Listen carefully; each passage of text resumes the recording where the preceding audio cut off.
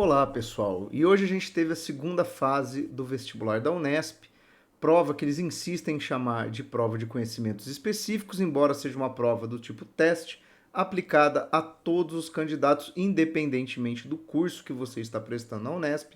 Então, quer dizer, na verdade virou só uma prova de segunda fase, né? Mas não tem necessariamente uma especificidade com relação ao seu curso, tá? Óbvio, tem a parte da redação, né? Então é uma prova com menos testes, né? A parte de história que eu vou resolver aqui com vocês vai da questão 21 até a questão 28. A prova acabou de ser liberada no site da Unesp, né? O link para você baixar o caderno de provas, como sempre, tá aqui na descrição do vídeo. Também para você baixar o gabarito oficial, né? Afinal, a Unesp disponibiliza já um caderno de provas e um gabarito correspondente a esse caderno de provas. Então, pessoal, o que eu vou fazer aqui, obviamente, é comentar todas as questões e entender, né, esse gabarito, ver possíveis alternativas que você pode ter aí ficado em dúvida, né, que talvez gere alguma observação interessante a ser feita.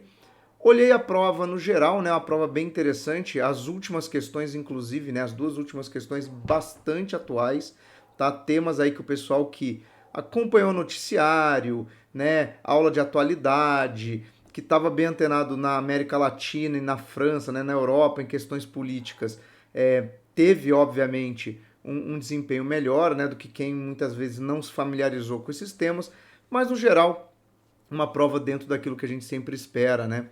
Da prova da Unesp. Vamos começar aqui já com a questão 21, tema bem clássico, né, da Unesp, para variar, né?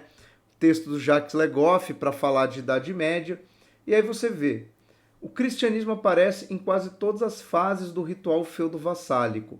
Primeiro a cerimônia, mesmo que nenhum dos intervientes, nem senhor nem vassalo, sejam clérigos, pode realizar-se numa igreja, lugar privilegiado para a entrada em vassalagem, e que muitas vezes se sublinha que a cerimônia se processa na parte mais sagrada da igreja, o altar-mor.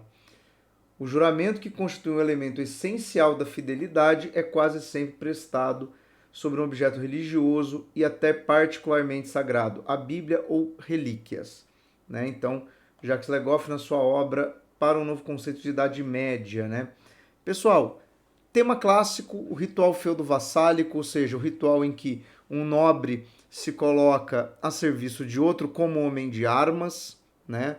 Então, a gente tem que primeiro, quando aparece esse tema nos vestibulares, lembrar que não se trata de uma relação entre camponeses e nobres, né?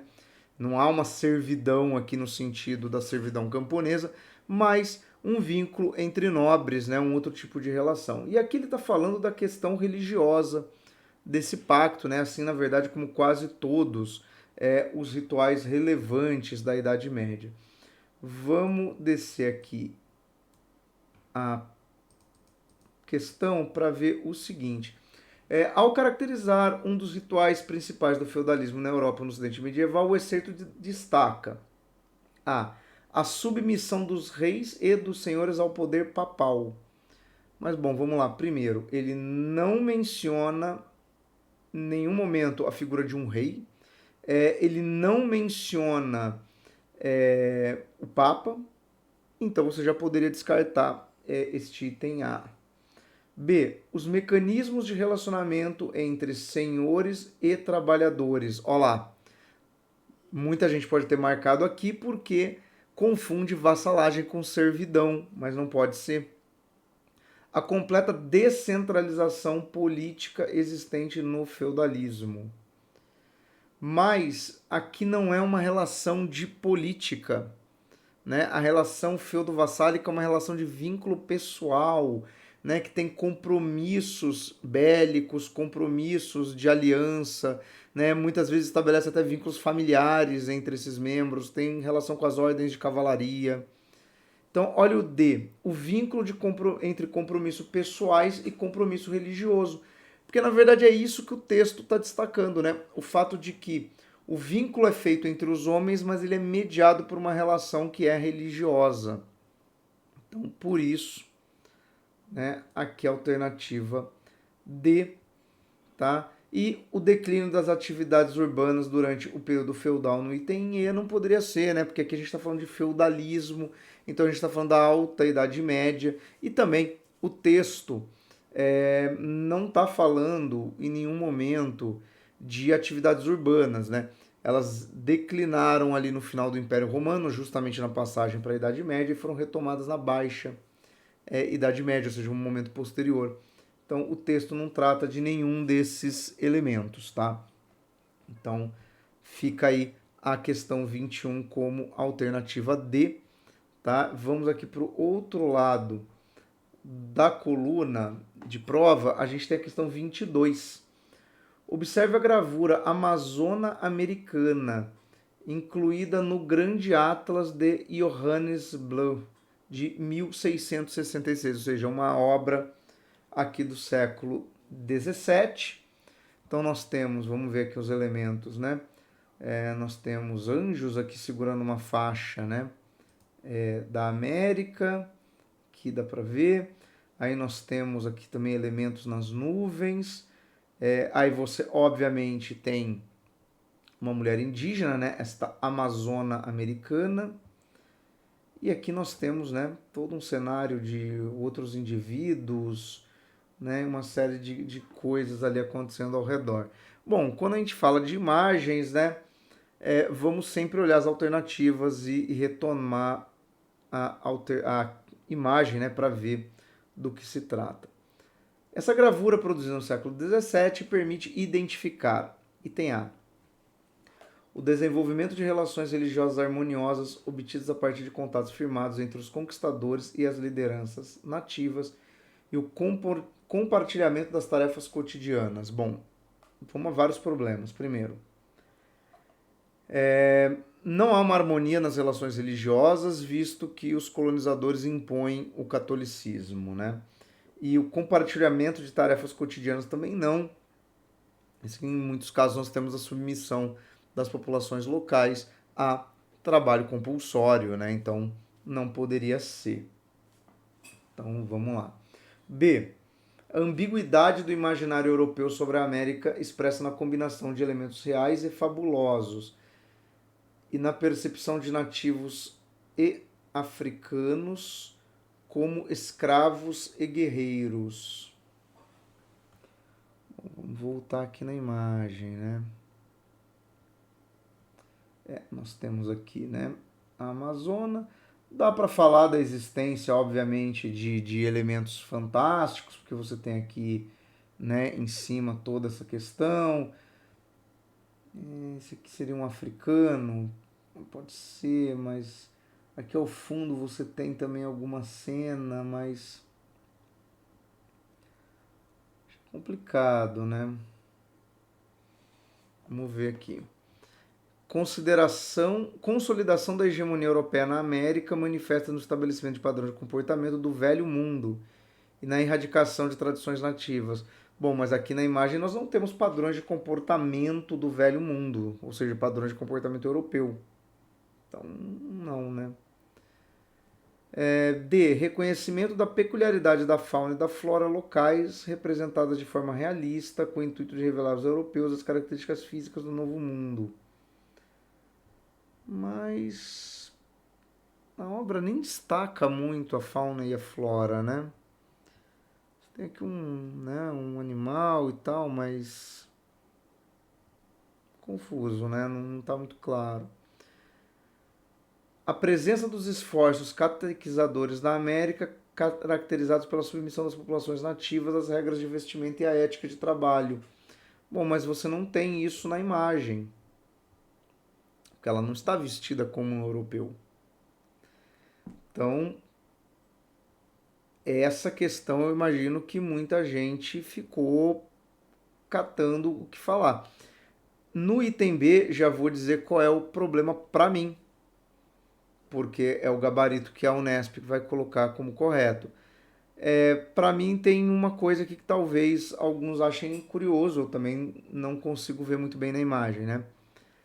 Percepção de nativos e africanos como escravos e guerreiros. Bom, a Índia realmente ela está aqui com um arco, né? Ela está com flechas aqui. Você vai ter que considerar, né, que aqui são africanos, né? Mas talvez alguém olhe e fale, pô, mas tá falando da América, né? Por que haveriam africanos? Aí você vai lembrar, bom, mas isso aqui já é século XVII, já é uma imagem durante o processo de colonização. Então, algumas pessoas talvez possam não ter visto com tanta clareza essa questão da presença aqui de escravos africanos, né? Então, entendo quem olhou essa alternativa e ficou achando meio estranho, mas obviamente as demais estão completamente incorretas, né? Então tinha que se atentar a este detalhe aqui, né, dos escravos. E o guerreiro, no caso, né, aqui está invertido, escravos e guerreiros, né? Os nativos vistos como guerreiro, até porque ele fala da Amazônia, e os escravos ali na cena realmente são africanos. Está invertida a ordem, mas é a alternativa correta, a alternativa B.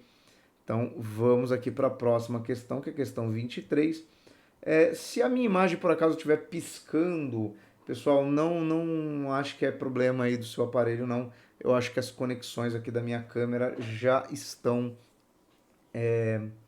dando sinais aí de cansaço, tá? Então já vou aproveitar inclusive aqui para você compartilhar esse vídeo, né? Dar like, mandar para seus amigos, se inscrever aqui no canal, né? Porque assim esse vídeo chega a mais pessoas e assim eu posso continuar depois investindo aqui nesse canal, né, para vocês. Olha lá, 23. Leia o excerto baseado num documento maia do século XVI.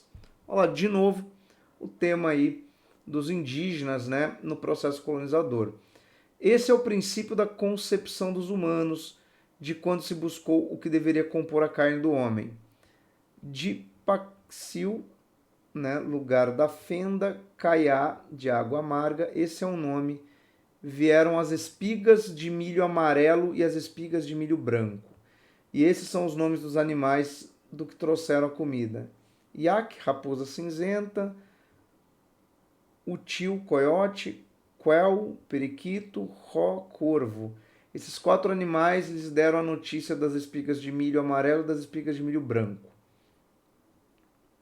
Foi assim que eles encontraram o milho que compôs a carne da gente criada, da gente formada, e a água que se tornou o sangue, a linfa do ser humano.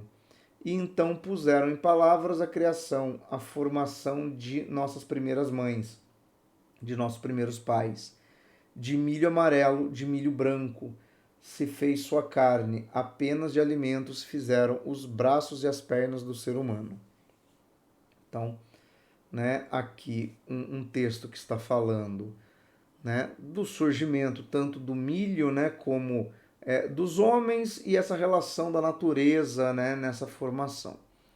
Muito bem, olha lá. O excerto expõe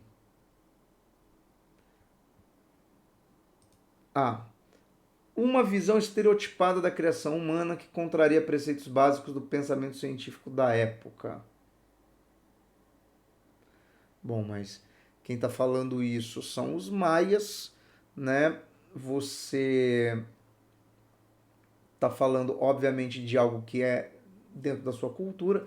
Não posso dizer que é estereotipado, porque isso seria até uma versão um pouco preconceituosa, né?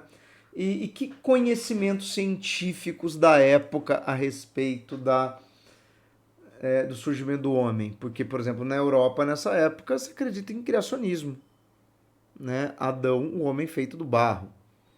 Então, nem em contraponto com a Europa você poderia fazer essa afirmação. Então, não. B. Um reconhecimento das limitações alimentares locais e a incorporação de valores e princípios do catolicismo europeu. Bom, mas no catolicismo europeu não tem paralelo com isso. Um homem feito de milho branco, de milho amarelo, né? E essa relação com os animais. C. Um lamento dos nativos diante da dominação europeia e a reafirmação dos valores originais da comunidade indígena. Não há nenhum tipo de menção aos europeus, nenhum tipo de lamento ou nenhuma crítica à presença europeia, então por isso também não podemos considerar C. D. Uma representação mítica das origens do homem que associa o processo de criação humana a elementos do mundo natural. Bom, ele fala dos milho e dos animais. É uma mitologia que faz essa associação. Então, aqui Tranquilo, né? Uma interpretação mitológica da criação da fauna nativa e a preocupação com a carência alimentar do período. Mas ele não está falando da criação da fauna, ele está falando da criação do homem. Então, por isso que não pode ser alternativa aí. Tá? Então, aqui na questão 23, alternativa C. Vamos aqui para a questão 24, que tinha dois textos, né? A questão é com dois fragmentos. Leia os fragmentos. Mas como nenhuma sociedade política pode existir ou subsistir sem ter em si o poder de preservar a propriedade, e para isso punir as ofensas de todos os membros daquela sociedade, só existe uma sociedade política onde cada um dos membros renunciou ao seu poder natural e depositou nas mãos da comunidade. Bom, segundo tratado sobre governo civil, né, não tem autor aqui, mas é a obra do John Locke. Então ele está falando ali de um governo burguês, liberal, né, inclusive defende a propriedade, olha lá, como um dos fundamentos. Vamos ver o segundo texto. A exploração e governo, primeiro dando os meios de governar e construindo as bases necessárias, assim como o objetivo de todo governo, que por sua vez garante e legaliza o poder de explorar. São os dois termos inseparáveis de tudo que se chama política. Desde o início da história, eles constituem a vida real dos estados, teocráticos, monárquicos, aristocráticos e até mesmo democráticos. Bom, esse segundo texto está dizendo que toda forma de Estado, independente de ser uma monarquia, uma teocracia, um absolutismo, né, ou até uma democracia, é meramente uma forma de regular meios de exploração, ou seja, é um texto crítico à existência do Estado. Então, pessoal, esses fragmentos associam-se respectivamente socialismo utópico e marxismo, marxismo e iluminismo, iluminismo e anarquismo, leninismo e socialismo utópico, anarquismo e leninismo. E aí, eu imagino que vocês todos marcaram, sem pestanejar, a alternativa C. Por quê? O primeiro texto defende a propriedade, logo ele não poderia ser marxista, nem leninista, nem anarquista.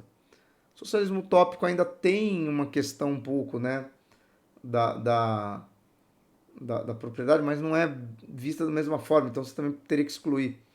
Né? E se você olhar, o único que faz uma crítica veemente a qualquer formulação de Estado é o anarquismo. Então, tá aí na alternativa C. Tá? Questão simples até, né, de ligar cada texto a um conceito, mas questão interessante, né, pelos textos que foram colocados. Bom, voltando aqui para a primeira coluna, para a gente chegar aqui na metade da nossa prova, né? E de novo uma imagem. Observe a reprodução da tela Morro da Favela de Tarsila do Amaral. E essa informação do título aqui vai ser importantíssimo para a gente entender essa questão. Então você tem, né, aqui Tarsila do Amaral, modernismo brasileiro, tá? Então vamos lá. A tela produzida em 24 traz elementos coincidentes com as propostas do Manifesto para o Brasil. Como? Alternativa A, carnavalização da natureza e a valorização da mestiçagem e da miséria como signos socioculturais predominantes. Bom, nós não temos aqui algo carnavalesco e nós também não temos uma espécie de glamourização da miséria, né? Celebração do processo de metropolização e o prevalecimento das conquistas tecnológicas sobre o mundo natural. Mas, pessoal, ela está falando do Morro da Favela. O morro é um problema do processo de metropolização, de urbanização. Então, não é uma celebração. E você também não tem uma exaltação das tecnologias nessa imagem, né? C. A explicitação da convivência entre elementos civilizados e bárbaros e o reconhecimento do sertão como marca principal da brasilidade. Bom, mas o Morro da Favela, né, não é necessariamente no sertão, embora na origem o termo, né? Tem a ver, inclusive, com o pessoal de Canudos, mas você não tem essa coisa barbárie. Não há nada ali que que a modernista Celso do Amaral considera bárbaro, né? Ela está falando ali de elementos que compõem a brasilidade. Retomada da disposição etnológica presente nas gravuras dos viajantes europeus e a denúncia realista das diferenças sociais nas grandes cidades.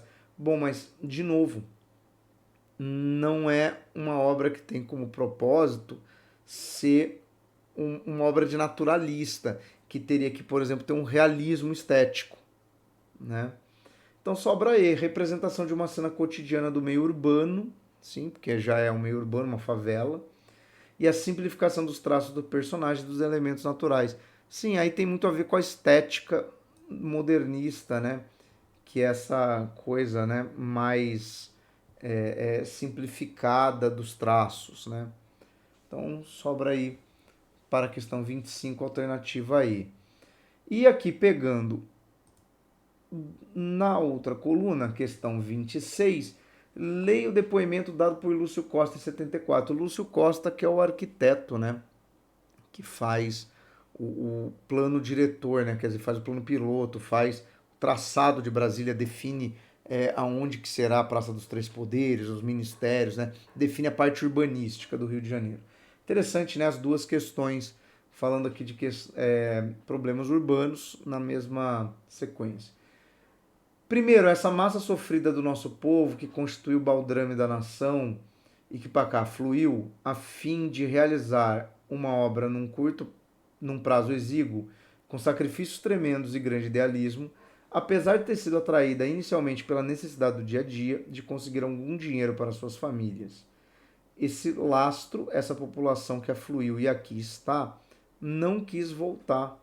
Espraiou-se e forçou essa inversão de ordem natural do planejamento, que era as cidades satélites, virem depois de a cidade concluída. Né? Então aqui é o Lúcio Costa, né, falando da presença dos migrantes, né, dos candangos, as pessoas que foram trabalhar na construção de Brasília e que permaneceram na região, dando origem às cidades satélites, né?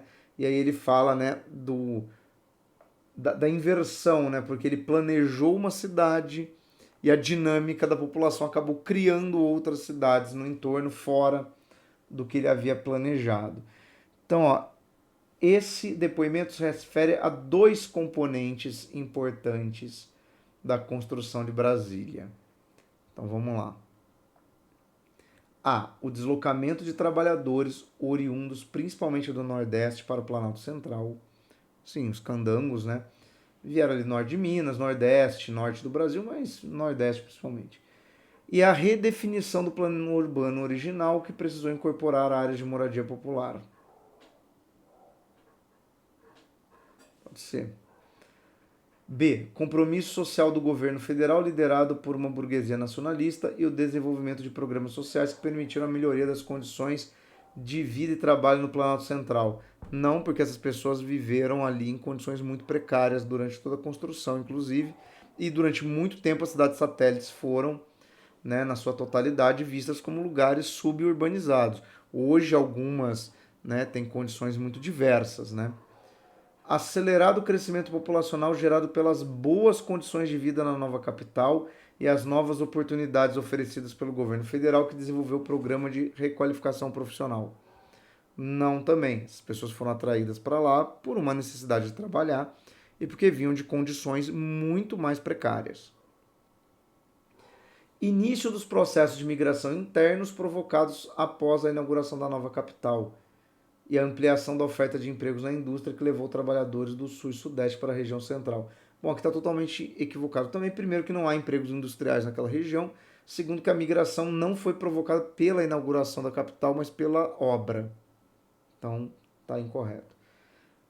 E nomadismo dos trabalhadores pobres atraídos pelas raras ofertas de emprego e as estratégias de assegurar transporte e moradia gratuitos que pudessem atrair mais brasileiros para as indústrias da região central. De novo, não há indústrias ali, tá? E eles não foram atraídos também pela ideia de oferecer transporte e moradia gratuitos para eles. Então aqui, ó, item A na questão sobre a construção de Brasília. Tá? E aqui nós vamos para as nossas duas últimas questões, né? Que eu mencionei no começo, que são questões bem de atualidade política. Né? A 27 vai falar do Chile e vai falar do presidente Gabriel Boric. Boric também disse que será duro com o narcotráfico e com a delinquência e que dará atenção às regiões que estão em estado de exceção no norte e sul do país. Mas nunca nos esqueçamos, por favor, que todos são seres humanos, referindo-se tanto a imigrantes ilegais que vêm causando conflitos com os moradores locais do norte, como aos Mapuche, com quem temos dívidas históricas. Bom, Mapuche são indígenas. O presidente eleito pediu que o plebiscito que definirá a implementação ou não de uma nova Constituição seja um grande momento de encontro. Parafraseou algumas das últimas palavras de Salvador Allende em seu último discurso antes de morrer, afirmando que seguiremos caminhando pelas grandes alamedas por onde anda o homem livre para construir uma sociedade melhor. Então vamos lá. O Boric, ele atual presidente do Chile, né? Ele está num processo de mudança da Constituição do país, porque a Constituição que o Chile democrático tem ainda é uma Constituição herdada e remendada, né, do período da ditadura militar do Pinochet.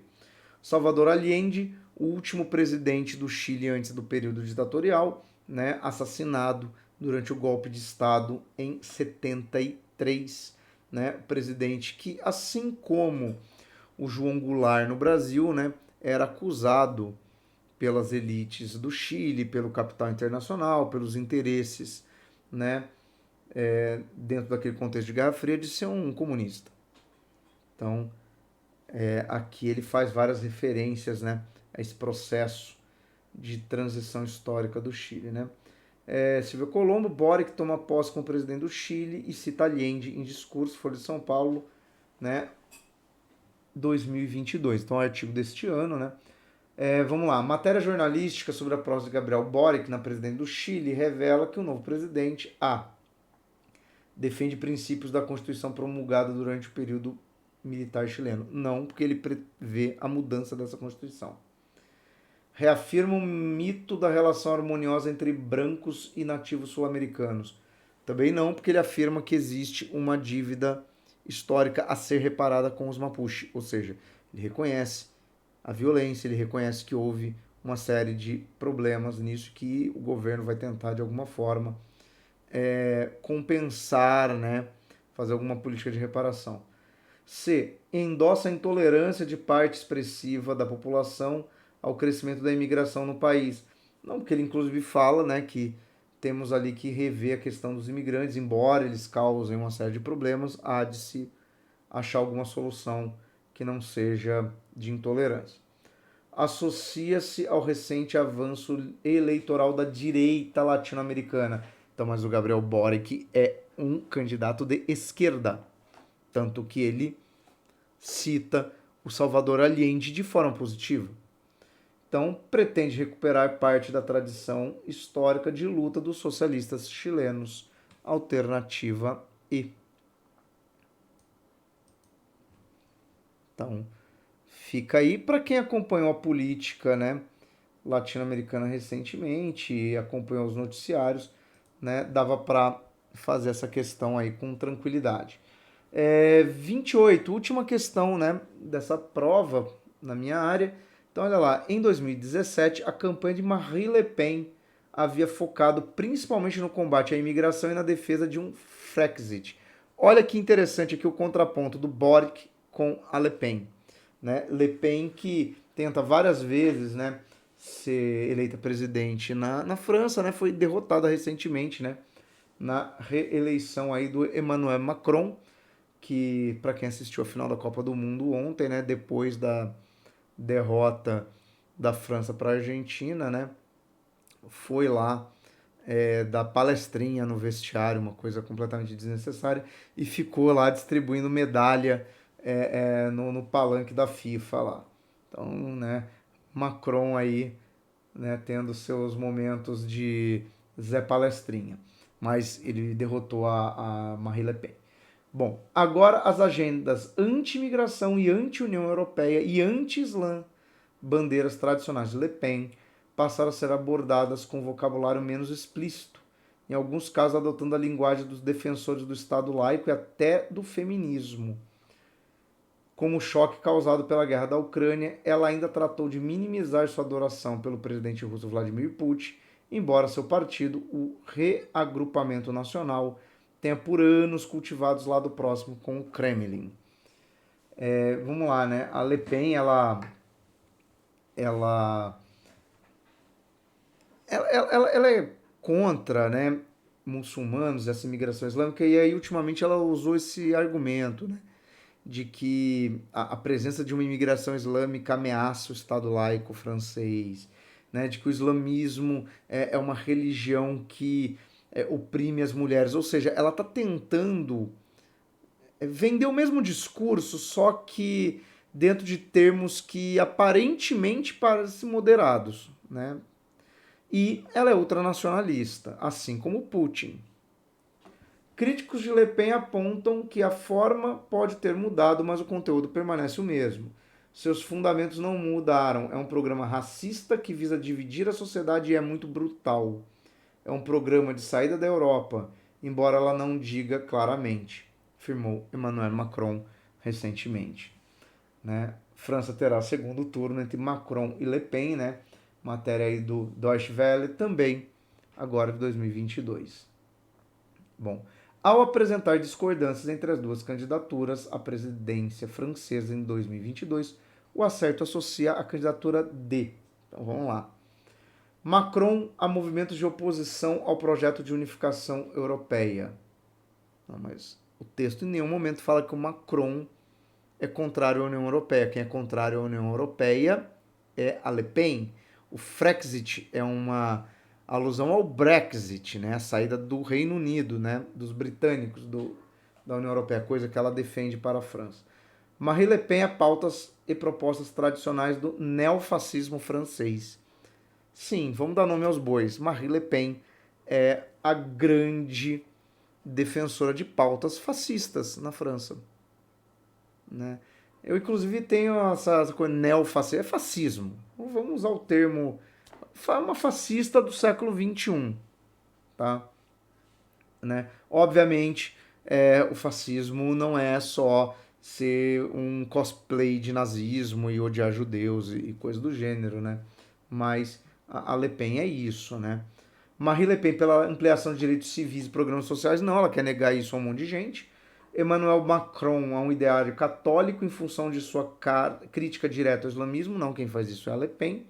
E Marine Le Pen é o ideário socialista em função de seu vínculo político com a Rússia. Bom, mas a Rússia não é mais uma referência, né, de socialismo, né? A Rússia do Vladimir Putin é um regime autoritário, é um regime muito mais próximo, né, a uma autocracia ou qualquer outra coisa do gênero do que a um resquício de socialismo, até porque a Rússia hoje é um país de bilionários, né, que ostentam aí Lamborghinis e joias e coisas do gênero e compram times de futebol pelo mundo e iates.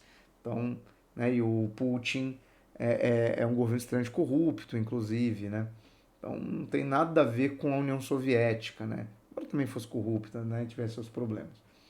Bom, então com isso, pessoal, eu finalizo aqui essa correção da Unesp segunda fase, né? Coloca aí nos comentários, né, quantos pontos você fez nessa prova, né, dessas 8 questões de história, qual que você teve maior dificuldade, né, como é que foi seu desempenho geral na prova.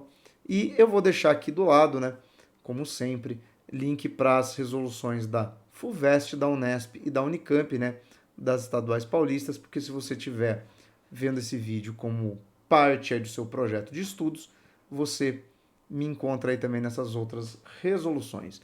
Beleza, pessoal? Fora isso, um grande abraço e até mais.